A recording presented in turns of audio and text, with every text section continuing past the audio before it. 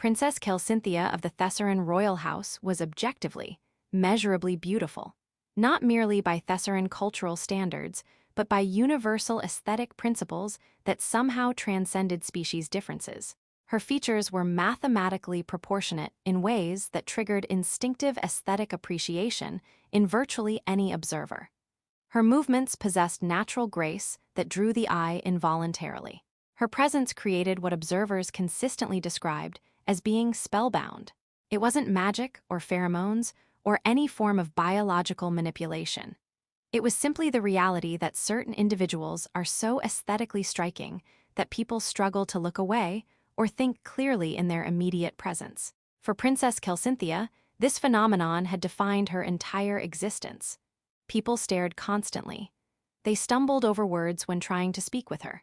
They agreed with whatever she said not because they were convinced by her arguments, but because they were too mesmerized to form coherent disagreement. Important substantive discussions became essentially impossible because the people she was attempting to engage with couldn't focus on content.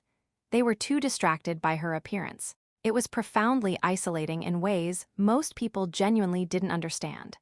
She couldn't have normal conversations because people didn't actually listen to what she was saying, they just stared.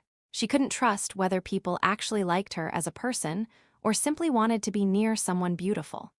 She couldn't determine whether her ideas had genuine merit or if people just agreed reflexively because they were too captivated to think critically. She attended a formal alliance diplomatic function, her official role representing Thessaran interests in ongoing cultural exchange discussions. As always, the room's collective attention immediately focused on her the moment she entered. Conversations paused mid-sentence. People stared openly. Some attempted to approach her, but could barely form coherent sentences in her presence. Human cultural attaché Marcus Webb was at the function as part of his ongoing work documenting cross-species diplomatic protocols and interaction patterns. When Princess Celcynthia made her entrance, he glanced up briefly, noted her arrival for his documentation, and returned to his work. She noticed this response immediately because it was completely unprecedented. Everyone else in the crowded room was staring at her. This human had looked at her for approximately 2 seconds and calmly returned to whatever he was doing.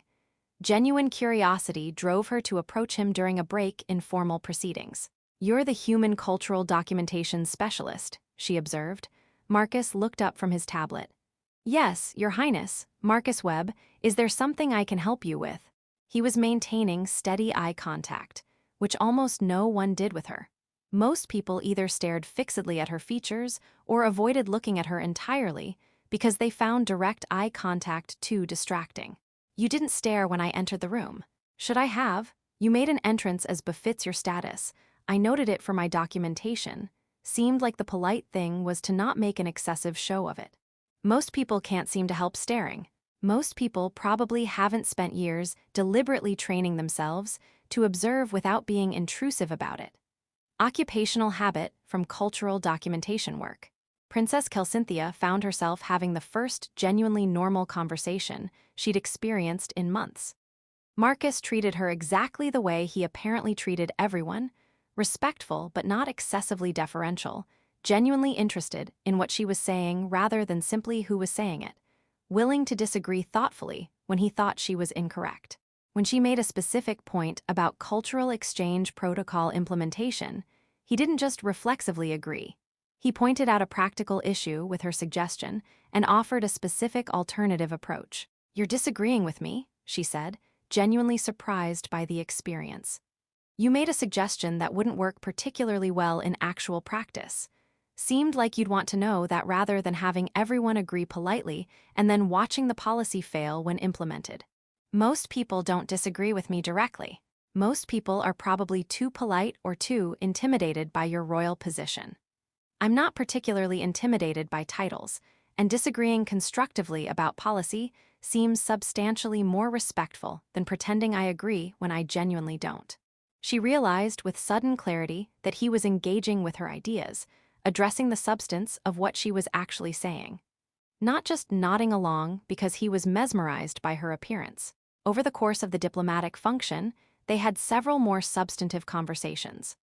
Marcus consistently treated her like an intelligent person with ideas worth seriously discussing, some genuinely good, some needing refinement, some he disagreed with entirely based on practical considerations. He never once commented on her appearance or seemed noticeably distracted by it.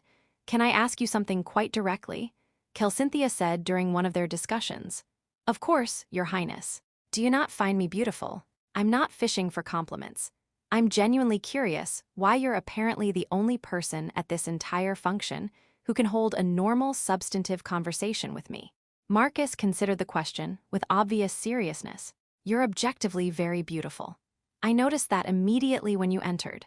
But beauty is fundamentally just what someone looks like. It's not who they are or what they think or whether their ideas have actual merit. Staring at you or being too captivated to think clearly wouldn't help either of us have a useful conversation. So I chose to focus on what you're actually saying rather than what you happen to look like while saying it. You chose deliberately to focus on substance over appearance. Doesn't everyone do that automatically? No, most people genuinely can't seem to get past the appearance to even hear the substance of what I'm saying. That sounds genuinely exhausting for you." It was the first time anyone had expressed understanding of how profoundly isolating her beauty actually was rather than treating it as an unambiguous social advantage.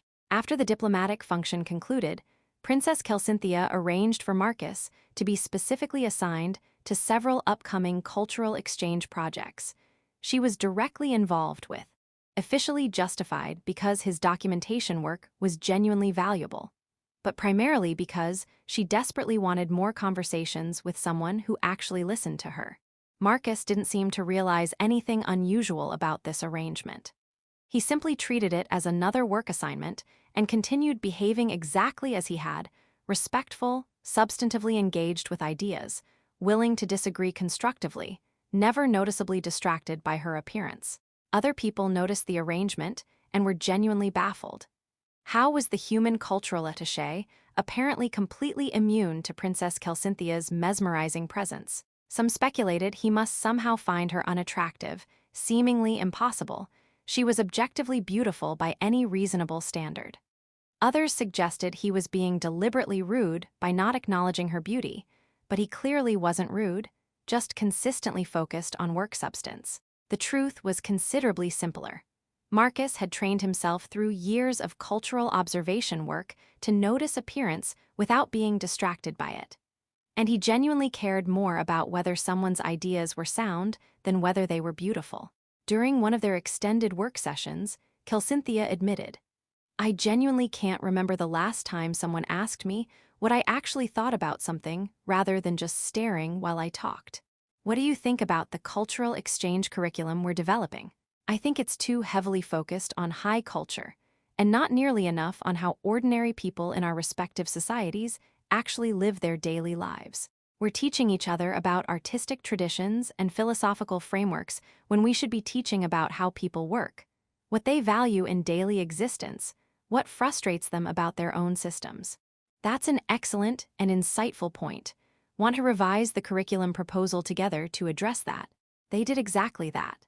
It became an established pattern, working together intensively on projects, having genuine intellectual debates about approach and implementation, building something substantially better because they were both contributing meaningfully and critically evaluating each other's ideas. People around them couldn't understand the dynamic. Princess Cynthia was beautiful enough to leave literally anyone spellbound, yet she was spending hours in intensive working sessions with a human who barely seemed to notice her appearance. But Cynthia understood it perfectly. Marcus saw her, not her beauty, her actual self. He paid genuine attention to her thoughts, her ideas, her perspective and reasoning. He treated her like a person whose mind mattered rather than merely an aesthetic object to admire from a distance. That kind of attention to who she actually was rather than what she looked like was infinitely more valuable to her than any amount of admiration could ever be. Months into their working relationship and developing friendship, Marcus made a casual comment that revealed how differently he experienced their interactions compared to most people. "I genuinely appreciate how direct you are in discussions. Makes collaboration substantially more efficient." You realize most people can't focus enough around me to collaborate at all, right? Marcus looked genuinely surprised. Really, why not? Because they're too distracted by my appearance to focus on substance. You're literally the only person I regularly work with who doesn't seem noticeably affected. I'm not completely unaffected. You're very beautiful, and I'm not blind. I just don't see how focusing on that would help us do good work together. Your ideas and analytical perspective are substantially more relevant to our projects than what you happen to look like. You've never mentioned my appearance before this conversation. Didn't seem particularly relevant. We've been working on cultural exchange, curricula, and documentation protocols. Your appearance doesn't materially impact those things. Calcynthia realized with sudden clarity that he genuinely didn't understand how unusual his behavior was. He wasn't deliberately ignoring her beauty or making some grand symbolic gesture. He simply prioritized substance over aesthetics so automatically and unconsciously that he didn't even consciously think about it. Marcus, can I tell you something honestly? Of course. Your consistent ability to focus on who I am rather than what I look like has meant substantially more to me than you probably realize. I spend most of my existence being admired and never being genuinely known. You actually know me. You listen seriously to my ideas, engage thoughtfully with my reasoning, see me as a complete person. That's remarkably rare and genuinely valuable. Marcus processed this information carefully. People really can't focus adequately around you because of your appearance. Most people genuinely can't. You're the clear exception. That must be incredibly lonely. It is, which is precisely why your friendship matters so much to me.